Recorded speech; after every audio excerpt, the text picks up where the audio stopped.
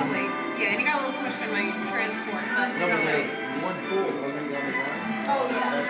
No, you want heirloom. You want to hear the word heirloom. Where do you get these from? Through CSA. No. Where do you live? Okay. No, 14. Yeah, but no, that's very hard flavor. Definitely tastes better when it's cooked. With salt.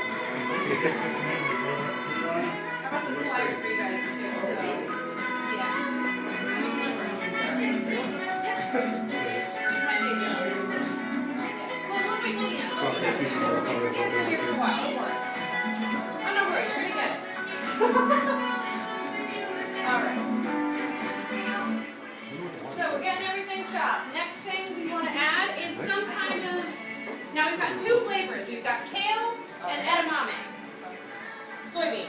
We need to add some more flavor to this dish, or it's just going to be, gee, thanks Chrissy, I didn't learn anything.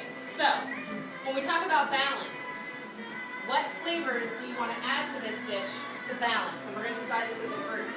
So, we have lots of herbs. I have a huge garden in my yard, and I picked fresh herbs for you guys. So we have a myriad of basils, all sorts of basils. I have green sweet basil, purple basil, holy basil, cinnamon basil. I've got some sage, purple basil. We've got fresh mint, we've got spearmint, oregano, parsley, thyme, lemon thyme, chives. We've got fresh cranberries. We've got shallots. I'm naming the things that have kind of herbal flavors. So we've got to decide what flavors we want to add to this to balance the edamame and the kale. So did everyone try the edamame raw? Yeah. Okay, try a little bit, because you need to know what it tastes like in order to know how to balance it. Nope, crap. No steaks. Can you mix herbs? Oh, together? yeah. So how do you know what goes with what? Or you just Well, that's up to you. okay. You have to just have that decision. Is there kale in there? Yeah. Is there kale? This is kale. Yeah. Yeah, please. I don't know if she said she Anybody wanted else to. want to do something? You want these all done? That's up to you guys. I think we're probably going to be all right with what we got. Maybe a little bit more kale. Kale's still on the table. I like them better cooked. Shallots. Shallots are in the onion family. They're almost like a cross between garlic and onion. I would say shallots would be good. What else do we want to add, guys? Something sweet. What do we have that's sweet? Let's look at the table. What has sweetness to it that we could add? Mhm. The cranberries are going to be very tart. Fresh cranberries. Raspberries. How about I guess mushrooms aren't sweet, but maybe it'll go. No, so we gotta cook them.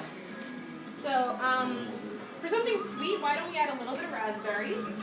And you want to add a shallot? Cool, and then let's pick an herb, because it's all about herbs. So do you want basil? All right, now you gotta pick what kind of basil you want. A sweet basil. Sweet basil? I don't know what that one. This is the sweet basil. Okay, you can tell it's the end of the season because the basil's starting to get a little woody, but it's still nice. Okay, so we decided to add raspberries, shallots, and basil. I'm cool with this. If you guys are. So, for the raspberries, I would just mush them. Kind of, you can mush them with the knife into a paste. I'll show you. And then add them to just add a little bit of sweetness and some of that tart, you know, flavor.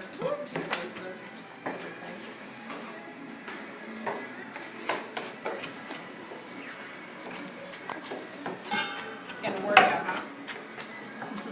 Okay, so you can do this with anything that's nice and soft that you want to mush. It's also a good way to use garlic. You're going to just place your hand on top and use the pressure of your knife to smush. Repile using the knife.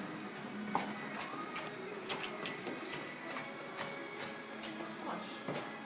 So we've got some nice raspberry paste here now.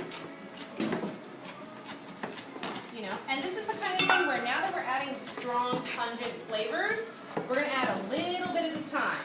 Taste it, and we can always add more. It's the same thing with salt and pepper and seasonings. You can always add more, but once it's in there, it doesn't really come out. So better to add a very little bit and add more and taste it and then add more, than to go crazy in the beginning and end up with like a plate full of salt. Not cool, and then all of our hard work goes to waste. Alright, so I'm going to show you guys, whenever you're chopping an onion or garlic, mincing, or any kind of, thing you want to mince. No. More? Yeah. You're going to put your hand on top, and you want your fingers splayed up so they're nice and out of the way.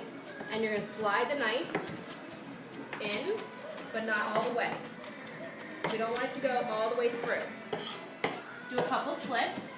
Now I do the bridge and run through this way. And now the same chop that we were doing before. And I've got a nice perfect little dice, and they're all the same size. The reason I want all the same size is that you don't get a giant bite of shallot. Okay, so now we've gotten to the end. We want it, do you guys want like this, or would you like it finer? How would you like the shallots? Yeah, Finer. fine. Okay, so now we're going to do the same thing.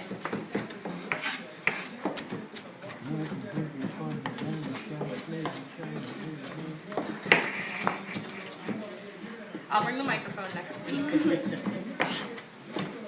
So in case you guys don't know, this is a 10-week program. You can join anytime. You can come for one class. If you'd like to come for more classes, you're more than welcome. And each week is a different topic. So like this topic is the balanced plate. Next week is fall favorites.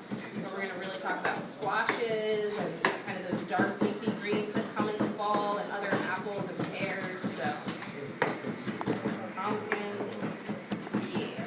Gourds. Winter squash. All right, so now we've got this nice and fine, starting to release its juices.